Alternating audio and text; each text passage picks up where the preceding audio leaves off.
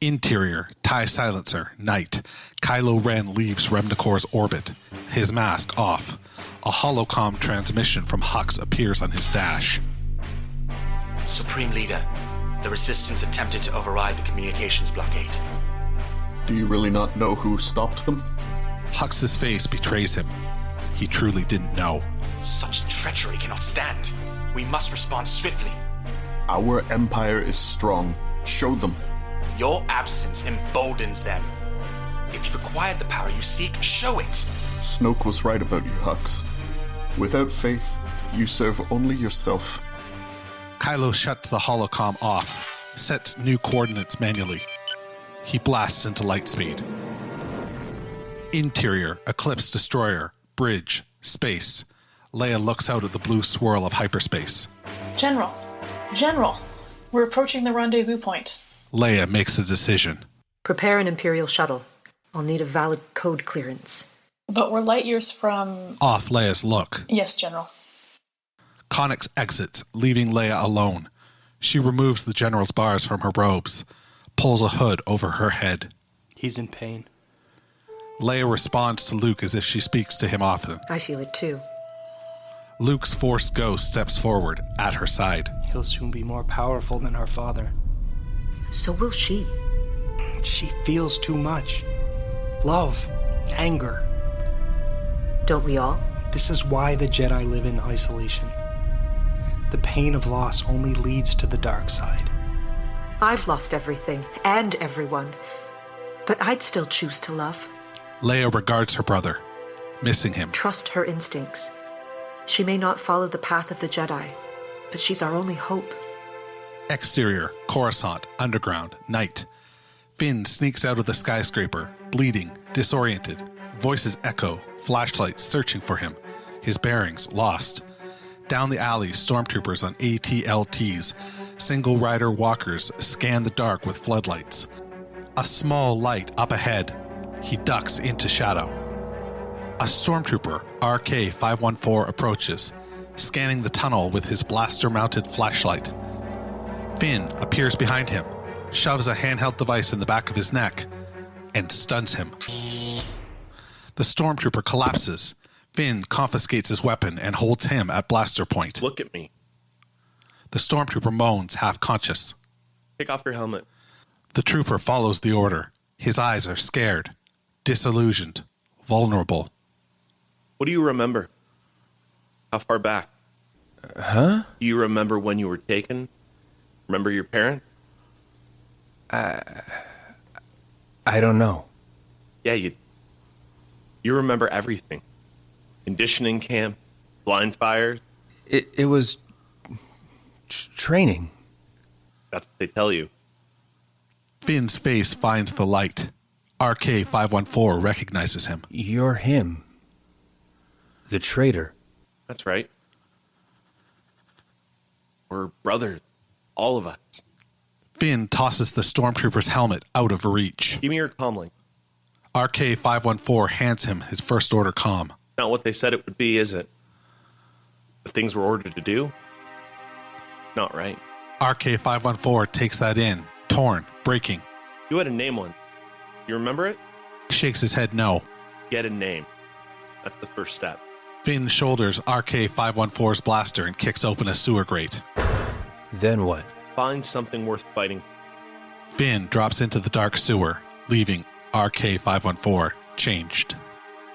Interior, First Order Capital, Inquisition Chamber, day. Chancellor Hux stands over a prisoner strapped to a vertical torture rack. It's Rose. Are you comfortable? Yeah, I have one of these at home. You changed the Stolen Destroyer's signature codes, so we couldn't trace it. Give me the new codes. You know, they told me to pick something easy to remember, like Life Day, but... You think this is funny? Very well. Hux holds out his hand, shuts his eyes, concentrating deeply. Are you trying to use the Force on me? Be quiet. Oh, no, see, you're not special. I mean, at all. Shut up. He calms his fury, restraining himself. We have other ways. to extract information. Hux opens a blast door to reveal an electric torture device. New tech built to work quickly. Rose braces for a more painful kind of defiance. Cut 2. Exterior, Olafhorn, dawn. Leia's shuttle descends among plumes of earth-hued steam shooting up like skyscrapers from surface cracks. Aliens soak in sulfur baths, sweating from the steam. Interior, Olafhorn village, street, day. A trio of drunken First Order officers stumble down a side street on leave. 2 hold up the Blitz 3rd, singing. Sing it how my mother sang it. A white-robed figure walks past them. We glimpse Leia's face as she maneuvers through the enemy's midst. She eyes an unmarked door lit by a single lamp. When the coast is clear, she heads in. Interior, Olafhorn Cabaret Club, day. Classy, smoke-filled. Lampshades on every table. No customers left, only alien servers cleaning up and cashing out. A slovenly band manager divides up credits between a pair of quad-arm Zitos at 2 pianos on stage. The servers leave their night's take to be counted by the owner, Lando Calrissian, 70, smooth as ever. Leia's shadow falls over the pile of credits. A man in his element. Lando looks up, smiles big. Leia. Lando is quickly on his feet, bringing her hand to his lips. All right, all right. The band manager eyes them from the stage. You shouldn't be seen here. For your sake or mine? Both. Interior, Olafhorn Cabaret Club, private lounge, day. Lando pours a warm cup of tea. The clientele are mostly First Order, but what can I do? The grip of this empire is tighter than the last. Smuggling's a matter of life and death. I need your help. Leia. We need ships, pilots, every smuggler in the galaxy. Look, I promised Han I'd take care of you if something happened. Oh, you take care of me. I know, you deserve better, but helping your new friends crash into the First Order's machine is not what he would have wanted. Lando, the galaxy needs you. Lando eyes something of concern on the cabaret floor. A trio of stormtroopers talking to the skeezy band manager. They look up in Lando's direction. He takes Leia's hand and heads for a private elevator. Remind me never to make promises. Interior, Olafhorn, docking bay, space.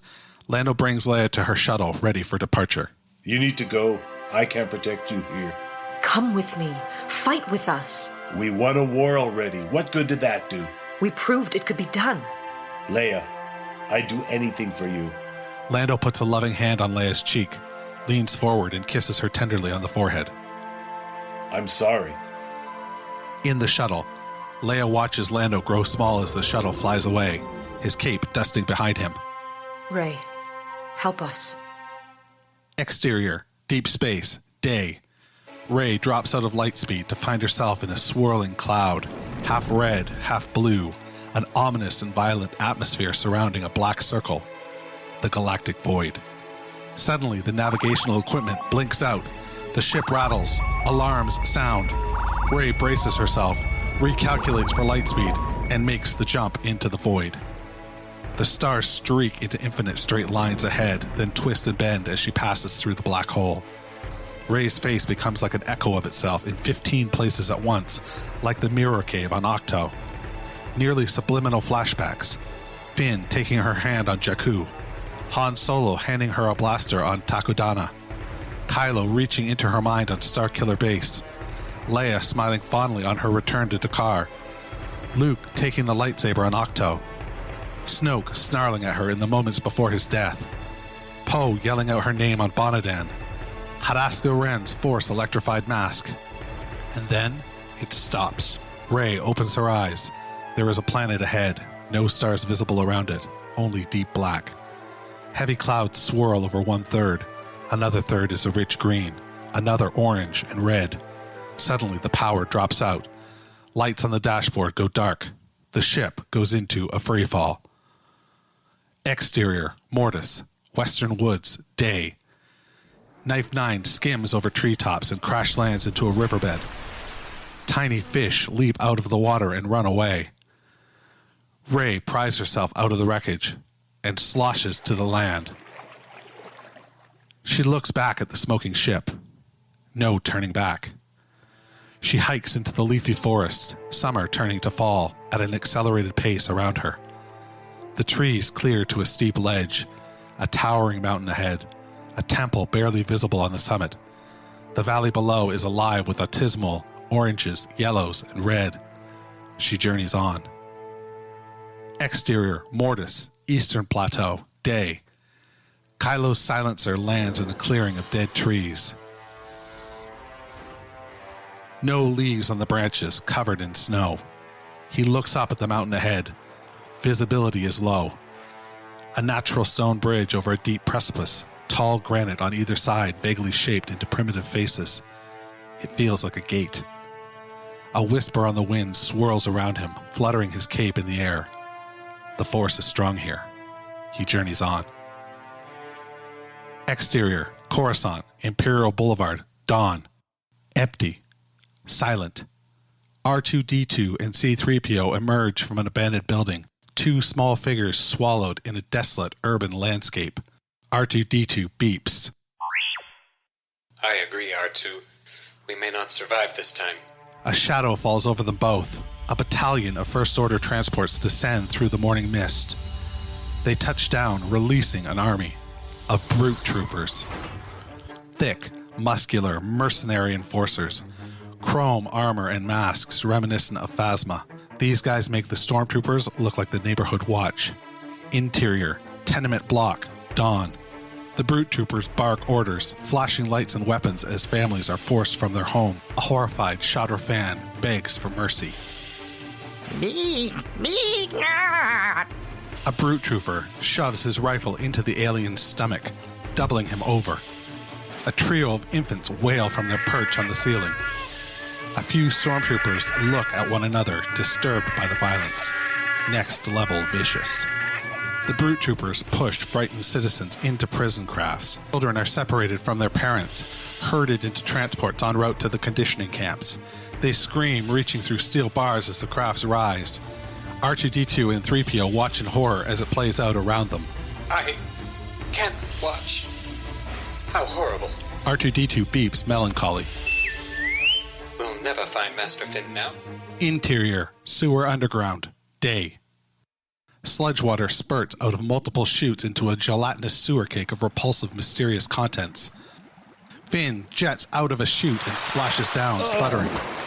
A pack of sewer womp rats feed on the refuse encased in the gelatinous mass. One approaches and sniffs, hideous whiskers brushing his face. Finn tries to dislodge his arms from the gel. Get away! Ugh! It takes a lick of his face before he can pull an arm out and swat it away. The rats scatter, and he sees why they scattered.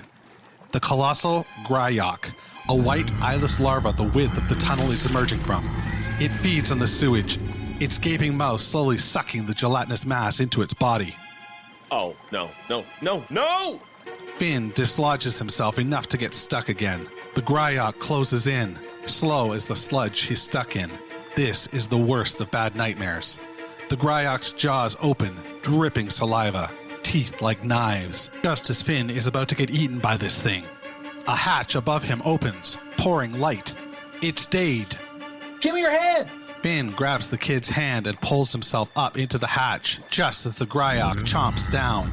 Interior, sewer tunnel, day. Finn collapses, shaking, traumatized for life. That was so many disgusting things. All at once. I've seen worse. Dade. Just one name? What's wrong with that, Finn? You know me? We've been tracking you since you landed. We? Distant screeching sound. What was that? You don't want to find out. Come on. Dade shows Finn his resistance ring. Trust me. Exterior, underground tunnel, day. Finn follows Dade down a light tunnel, boots splashing in the shallow water, lights up ahead. First Order purged a 10-mile radius around the capital after the galaxy went dark. Took most able bodies to conditioning camps. Did anyone escape? Just us. Dade opens a rusty door to reveal. Interior, abandoned underground prison, day. Hundreds of compartment-like dwelling units connected by catwalks to a central control tower. Living here, 1,000 escaped citizens aged 12 to 60. Finn is stunned. How many people are down here? 10,000, maybe more. You have weapons? Whole city's got weapons. That's what they're afraid of. A million of us rise up, the First Order's finished. Finn lets that idea burrow deep. You're right. He's caught up, fervent, brave. This revolution starts here. Right now. Sure. All we need is ships, weapons, an army. Finn looks out at the massive underground cavern of humanity, 1,000 faces waiting for a leader. We have one. Finn eyes the old prison command tower in the center. Interior, prison command tower, day. Finn kicks open the door and fires up the comm system. He looks out at the downtrodden faces. My name is Finn, and I bring a message from the Resistance. An older woman exits her cell, tired and worn, kept down by this war since the Rebel Alliance days. The First Order rules by fear. They build ships to intimidate us, wear masks to frighten us, but they're the ones who should be scared. The older woman takes her wooden spoon and raps it rhythmically against the bars of the old prison. This is not the time to hide underground. If we take the capital, the galaxy will join us. An alien joins, then another. Together, we can strike back. Together, we can resist. Hundreds, then thousands of people, clanking their possessions. Together in unison. Finn stands tall. From traitor to deserter to revolutionary leader, his journey has led to this.